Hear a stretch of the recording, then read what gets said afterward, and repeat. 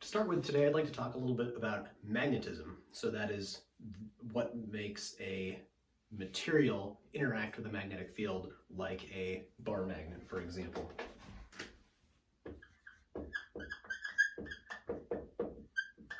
And before we get into this, I'll say none of this is really testable or homeworky sorts of questions, so don't worry too much about this. This is kind of a for fun sort of lecture.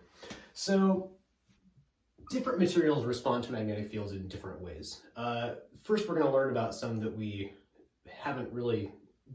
probably haven't seen in day-to-day life. So the first is materials that are paramagnetic. Paramagnetic materials, when put in a magnetic field, gain a magnetization kind of like a bar magnet with two important differences. It is weak, and it only exists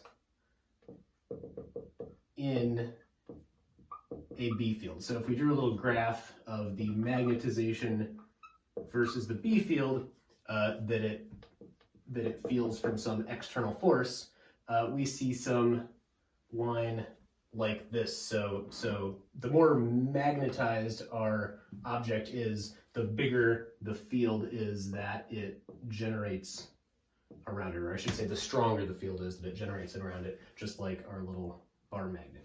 So this is paramagnetism. There is also this thing called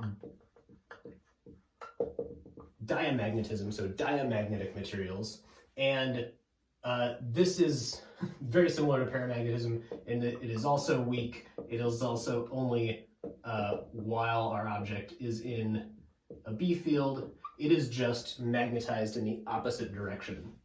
So our graph really looks like this of our magnetization versus B. So basically, here with a paramagnetic material, you put something in a magnetic field like this, and you end up with it making a magnetic field in that same direction. So that's North Pole, South Pole. A diamagnet, you put it in this magnetic field and you get a bar magnet pointed the opposite direction, South Pole, North Pole. This is kind of funny. And it turns out, most materials are either paramagnetic or diamagnetic. It turns out because of this effect, paramagnetic materials are attracted to magnetic fields. Diamagnetic materials are repelled from magnetic fields. So almost everything we encounter on a day-to-day basis falls in one of these two categories. It is either attracted to or repelled from a magnetic field. These are so weak that you can really not see this most of the time. You either need really big magnetic fields, or in the case of some diamagnetic materials like bismuth, you can just barely see this with objects you can hold. All right. There are other more exotic effects that we're not going to talk about, like ferrimagnetism and anti-ferromagnetism, but what I want to talk about next is ferromagnetism, which is relatively strong, and the magnetization from this persists even in no B field. So the idea here is that we take an object, we put it in a magnetic field, and it gains a magnetization just like a paramagnet does. But when we then remove the magnetic field, when we take it away, this magnetization persists. There are different names for this. This is like the remnant magnetization. There are different ways you can measure the strength of this. So this magnetized object now will stay this way until something happens to it. Maybe you heat it up, or in the case of some ferromagnets, if you drop them, they can, and like literally jar the material, it can lose some of its magnetization that way also. There are different ways of drawing this ferromagnetic behavior. A lot of times you see hysteresis loops that are like the magnetization as a function of the field you apply. the external field being applied to it.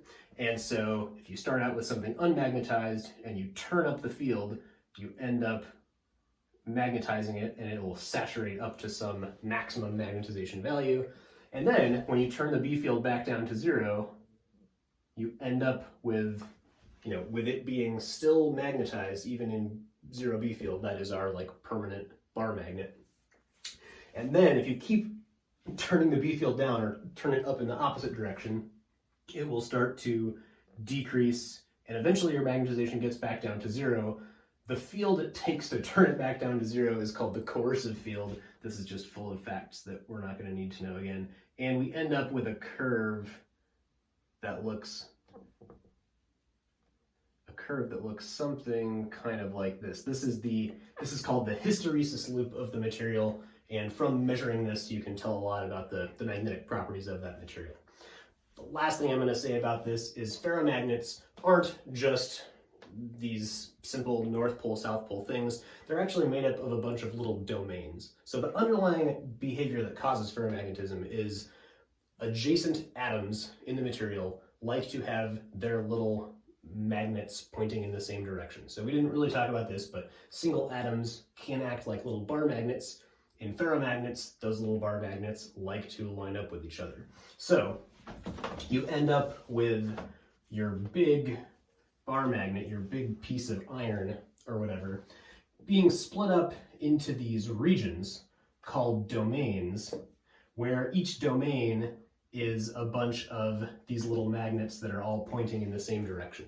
So when our ferromagnet is unmagnetized, if we like heat it up and cool it down, we're going to end up with a bunch of domains pointing in random directions. So I'm drawing arrows to indicate the like magnetization direction of all of these domains, which are acting like little bar magnets. If we then apply a magnetic field to this, we put this in this external magnetic field, let's say we put it in some field that looks like this, what's going to happen is that these domains are all going to align to point, well, on average, they're going to end up pointing more to the right. So you're going to end up with something that looks more like this. Maybe they're not all pointing perfectly to the right. Maybe there still is some disorder. But if our system looked like this, then this whole thing would have some overall magnetization, and it would be making this magnetic field around it. The study of magnetic domains is very important. They can grow, they can get smaller, they can merge into one domain. And it's very interesting to look at like the energy of the interface between two of the domains if their magnetizations are pointing in different directions. Anyway, so I gave this, I'm posting this 10-minute video because I think this stuff is really interesting, and this is some of what I used to research. Like I said, this is not testable material for Physics 211. It's just, it's really cool, and for more information, consult your local library.